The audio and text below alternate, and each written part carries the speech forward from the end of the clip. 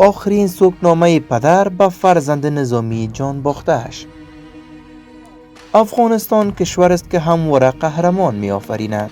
قهرمان هایی که تاریخ ساز می شوند و خود نیز تاریخ می سازند.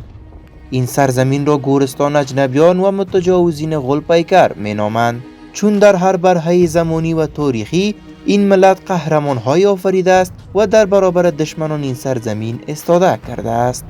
قهرمانان گمنامه که تنها در راستای دفاع از خاک و ناموسشان می رزمند و جام شهادت می نوشند.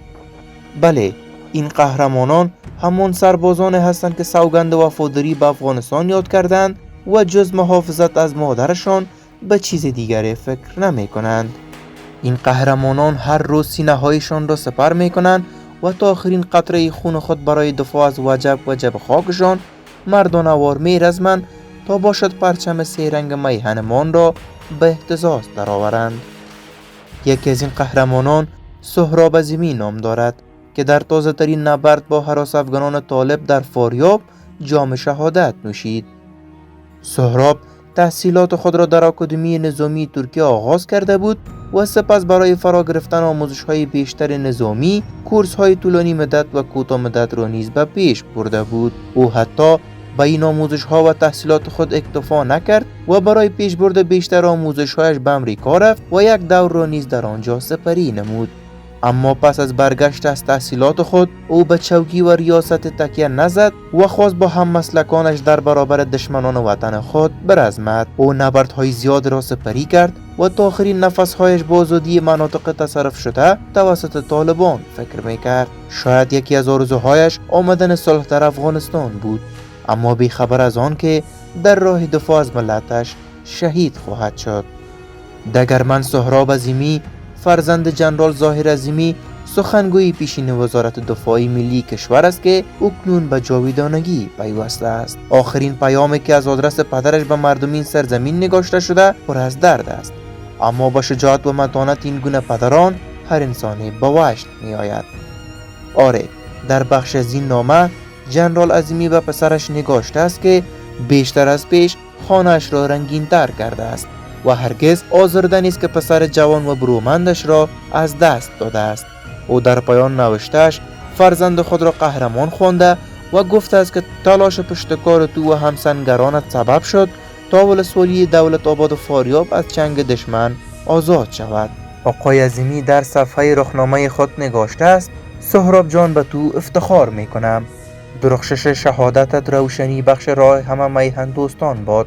تو و همرزمانت با وظیفه خیشمن حیث یک افسر نظامی مردانوار و با شرف عمل کردید. ولسوالی دولت آباد را از دشمن گرفتید، پرچم سه رنگ میهن را به اهتزاز درآوردید و برای حفظش از ریختن خونت دریغ نکردی و این یعنی یک افسر نظامی مسلمان و وطن دوست. وقت تصویر جسد بیجانت را دیدم که گلوله بر سینت اصابت کرده نه در پشتت، به خود بالیدم و فهمیدم که تا آخرین لحظه رویارویی با دشمنت جنگیدی. تو همیشه بهترین بودی، نه تنها در وظیفه مقدست بل در تحصیلات عالی و مسلکیت. بعد از فراغت از اکادمی نظامی ترکیه و به تعقیب آن کورس های مسلکی در ترکیه و در بازگشت همت و پشتکار از سالها در عرصه پلانگذاری استردرستیز و سپس با نمره عالی دوران ارکان حربی را به مدت 2 سال در امریکا سپری کردی و آمدی. تو را دفتر آرام میسر بود، اما ولایت در این 3 سال اخیر نیست که در آغوشش مبارزه نکرده باشی. موقعی که در رتبه دگرمنی به بست برید جنرالی تعیین شدی، به لیاقت و توانایی تو بیشتر باورمند شدم.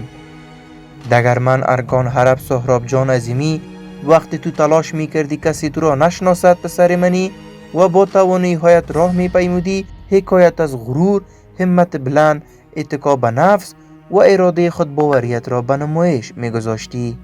تو مثل خیله ها میتونستی زندگی راحت را انتخاب کنی، اما ترجیح دادی به خاطر خدا، میهن و مردمت سنگر را شایسته بدانی.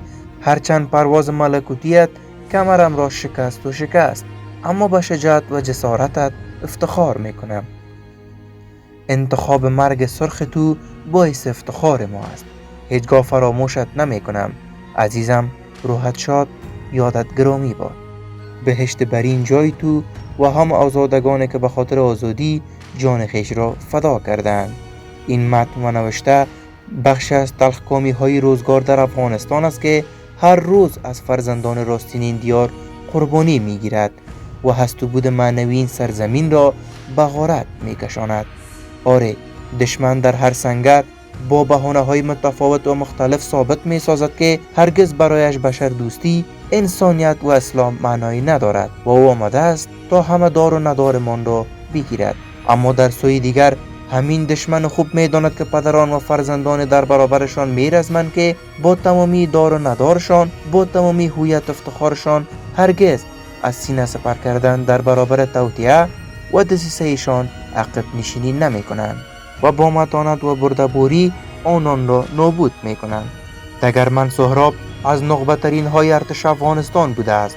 او ارکان حربی داشته است و در دست کم 15 سال پسین با پشتکار تلاش و رشادت خود به این موقف رسیده بود.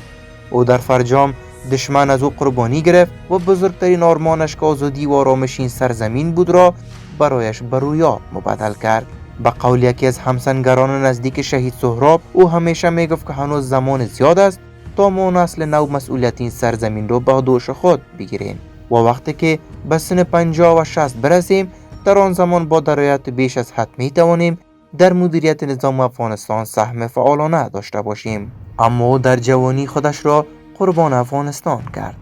امروز نسل نو افغانستان بر این باور است که دیگر این سرزمین فروگذشت نخواهد کرد و هرگز عقب نشینی نخواهد کرد. اگر دشمن پاکستان باشد، طالب باشد یا هر گروه دیگری، این را باید بداند که کاسه صبر مردمان این سرزمین لبریز شده است. به قول شاعری که همواره گفته است: آه مظلوم، دیر گیرد و سخت گیرد. این آزمایش های خداوندی است، اما روزهایی که فرا می رسد برای دشمنان این سرزمین تکان دهنده و مرگبار خواهد بود و به حد پیکر طالب و هم پیمانهایش را خسته و زار خواهد کرد که حتی 70 نسل آینده این گروه نیز از گرفتن نام جهاد و اسلام خواهد شرمید، زیرا این گروه برای آزادی و عزت اسلامی نجنگیده و نمی جنگد، بلکه برای بیگانه ها می جنگند.